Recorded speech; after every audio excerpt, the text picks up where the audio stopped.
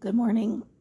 I know sometimes I come to y'all from my house coat, but y'all do not want to see this this morning. It's rough.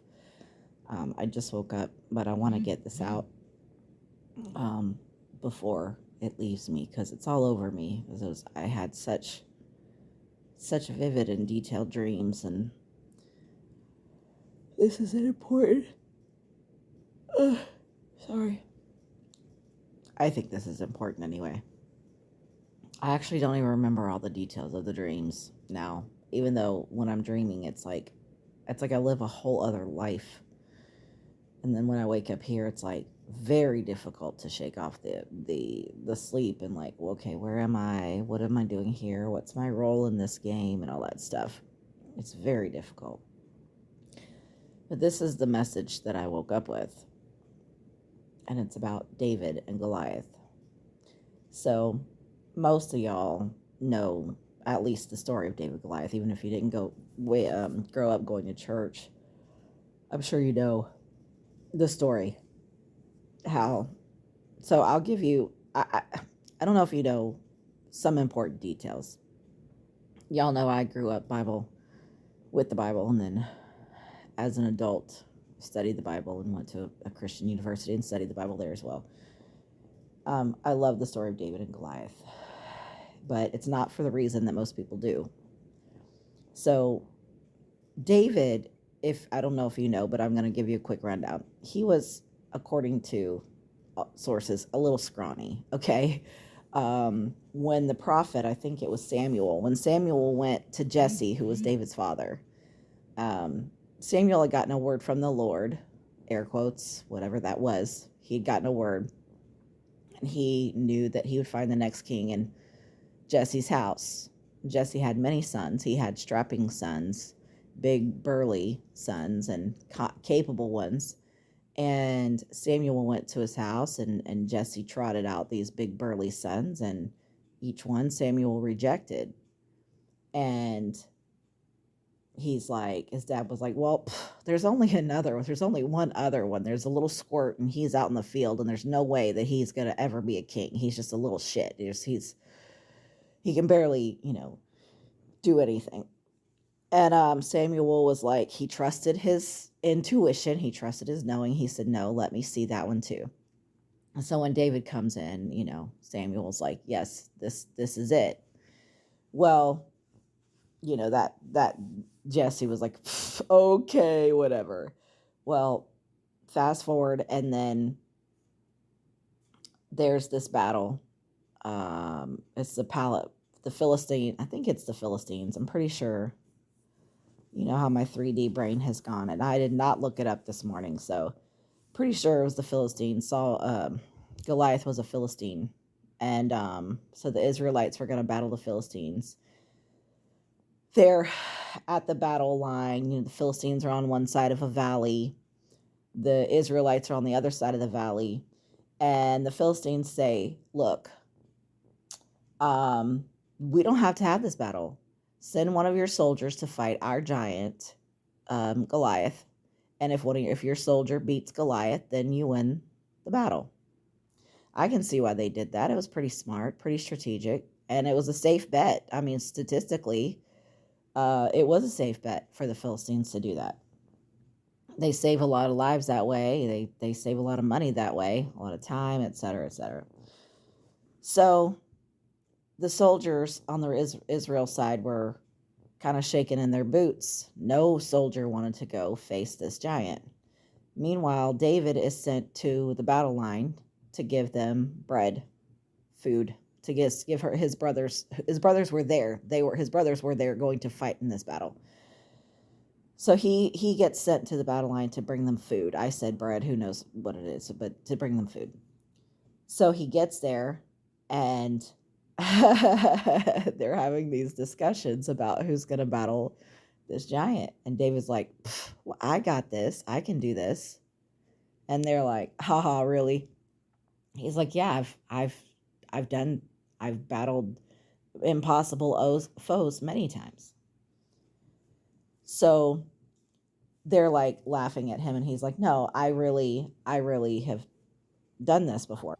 So anyway, David's not scared at all. He's like, I completely got this. So of course the guys are like, okay, fine, you want to do it? Go right ahead. So they start trying to put armor on David. And I could only imagine this scene must have been really funny because David was smaller than the other ones. And so they try to put the armor on him, and he's trying to move in it, and he's like, okay, this is stupid. I can't move in this. This is nonsense. It didn't fit him. It was all too big for him. It was awkward, uncomfortable. He had never worn it before. He's clanking around, clumsily. And he's like, get this off me. Come on, get it off me. I can't work this way. So now I'm going to pause right there for that part of the story. Let's go back a little bit with David. And I'm getting somewhere with this. David was a shepherd. So he's out in the field with his sheep, day in and day out, just making sure the sheep are okay. He knew how he really wasn't respected. That was like the easiest, the less physical job, and was typically set for like older men, really, who couldn't do anything else. But that's my understanding of it anyway. But he's out there, this youthful boy out there as a shepherd. It wasn't very common. Well, in his work protecting these sheep, okay, he had to protect them from lions and bears and other animals, other predators. So he had gotten adept at his slingshot because clearly he was small. He was not like he was going to physically, wrestle or fight one of these huge predatory animals. He had to have a tool to protect his sheep because he took his job very seriously, number one. Number two, he was faithful in it and with it. Number three, he knew his weaknesses. Number four, he knew his skills. Number five, he knew the tools that he could utilize. So he's out there in these fields, at night or daytime by himself, battling these predators. And he, again, became very adept at utilizing his slingshot. So he could kill the thing from a distance. He was very good with this slingshot. So this is David knowing himself. And that's the message that I'm trying to give right now, is about knowing yourself, knowing your tools, your skills, your gifts, your abilities, and operating in your authenticity regularly. So when David gets there and everybody's quaking in their boots, he's like, that's nothing. I've killed lions. I've killed bears. That's just a big dude. That's nothing. I can kill him without even getting close to him because I'm that good at my shit, right? So then the soldiers were like, no, you need this and you need that. You need to do it this way. You need to do it that way. Because we're soldiers. We're professionals. We know how to do it. And David's like, get this crap off me. Maybe this stuff works for you, but it does not work for me. And because I know what works for me, because I have been practicing who I am, walking in my truth, my authenticity. I've been using this body that's supposedly not fit, for anything, but I've found a way to utilize what I have for its highest and best use. So because day in and day out, David was practiced at his skill. He was practiced at his craft. When the time came for it to be a life or death situation, when the choice point came, he was 100% prepared because he had been moving in his own authentic ways from the beginning. I guarantee that he knew himself better than all of those soldiers knew themselves, because they had been taking orders and following an exact one particular way to do things. And they had never, as soldiers, been allowed to deviate or explore other ways of doing things, because they're thinking their way is the right way. Plus, it's soldiers and they don't have options. So it was David's deviation from the program, his regular deviation from the program, that prepared him for this day, for this moment. So back to the battle. So they tell the Philistines, all right, we have a soldier, we have somebody ready to fight. And so they send Goliath down into the valley. And here comes David. And as you can imagine, there was lots of laughing, ridiculing, like, har, har, har, har, har, har, har, har. What's this little scrawny kid going to do to a giant? Of course, right? David was not swayed. David did not shake in his boots. He did not have he didn't show any stress. He had his chin up, or his chin up and his shoulders back, and he knew exactly who he was. I forget what Goliath yelled at David, but David responded, "You come to me with sword and spear. I come to you in the name of the Lord." Now, that's at least what I remember it said last time I read it, and I've quoted that quote many times since my teens, but with this Mandela effect, with the way things change, God knows what it says now. It may still say that. I don't know. I didn't look it up this morning. But that's the quote that I remember, that's buried in my heart. You come to me with sword and spear. I come to you in the name of the Lord.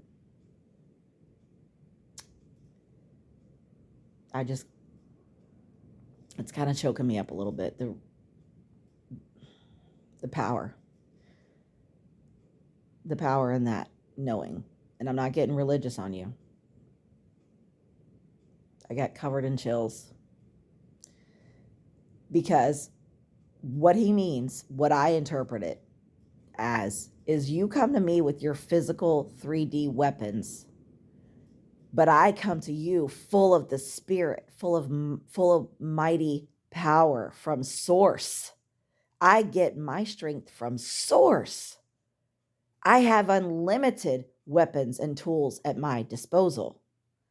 You have a sword and a spear. You are deficient.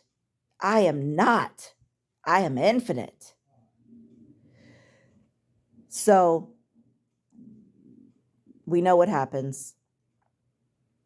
The battle was over, and the battle was over in less than a few seconds. David looked around the ground. He found the perfect smooth stone.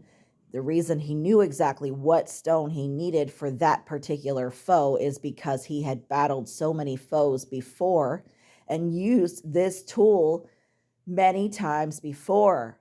So there was no, I've talked a lot about the lag. There was no lag with David. There wasn't, oh, let me formulate a plan and figure out how to execute it. There was no lag. David moved in pure authenticity at all moments. He did not have to stand there and agonize over which weapon to use or which rock to pick up. He knew intuitively what to do because he had been walking in his intuitiveness, utilizing it regularly. There was no lag for David. So he found the perfect stone. He picked it up. He flung it at Goliath. It hit Goliath dead in the forehead. Now, it's not a coincidence that he killed Goliath by hitting him in his forehead, where his third eye would be. He put Goliath down. It was over before it even started. The story is, if I remember it correctly, Goliath, he got hit in the forehead. And he just fell back like a sack of potatoes, just flat on the ground. The end, son. It's over before it starts. There is power in these stories. There is power in this story.